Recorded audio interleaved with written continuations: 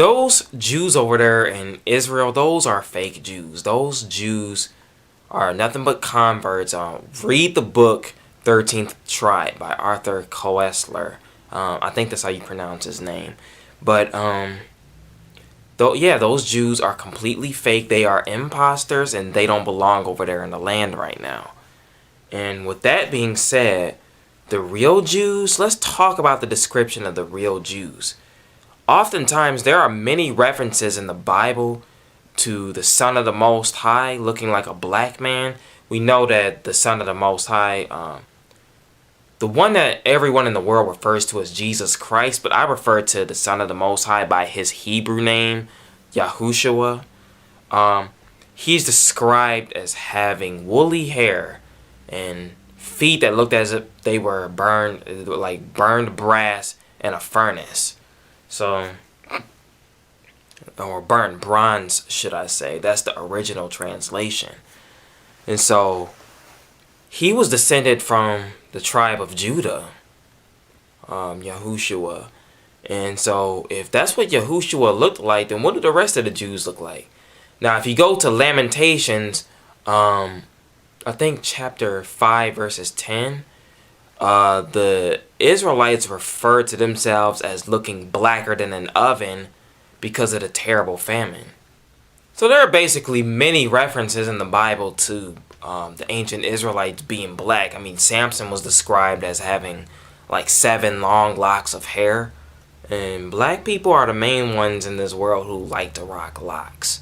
So, fact of the matter is, those are what the real Jews, the real Israelites look like. Those imposters over there in Israel right now, those are not real Israelites. Those are nothing but Jewish converts.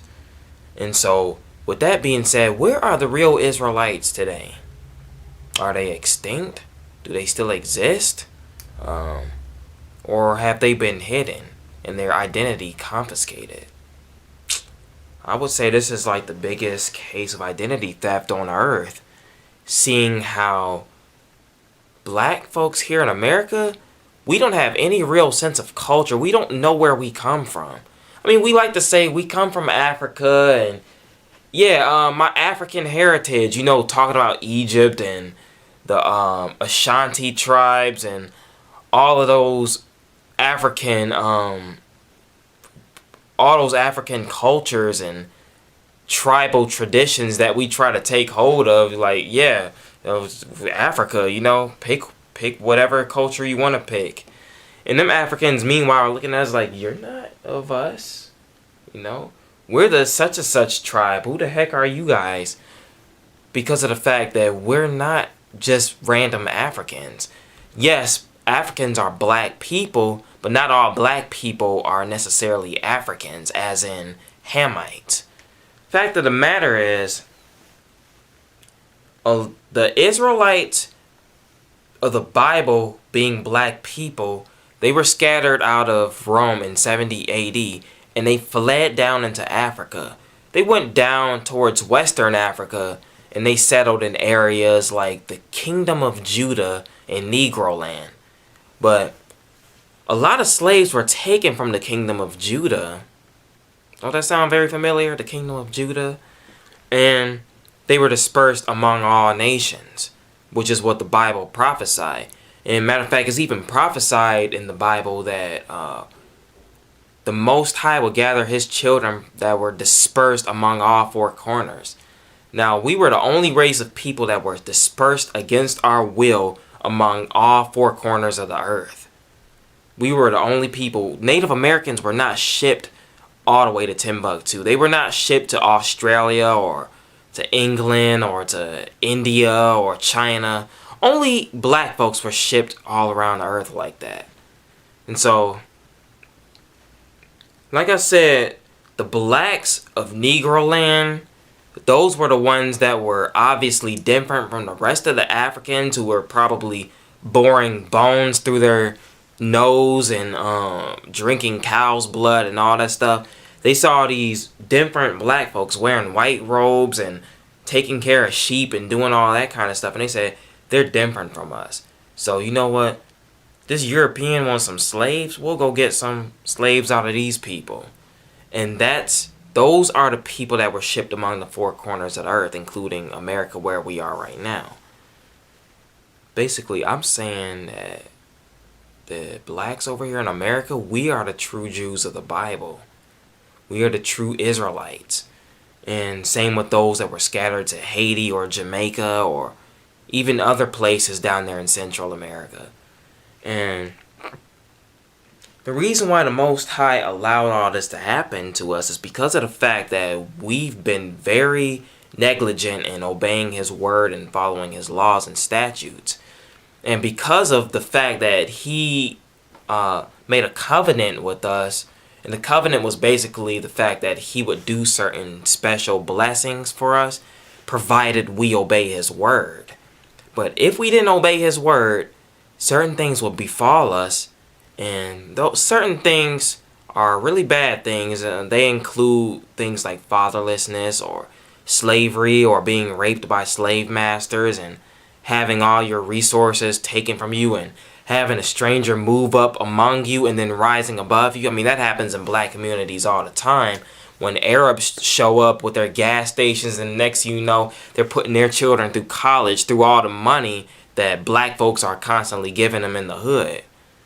And that's what's going on. The curses of Deuteronomy 28 are up on black people.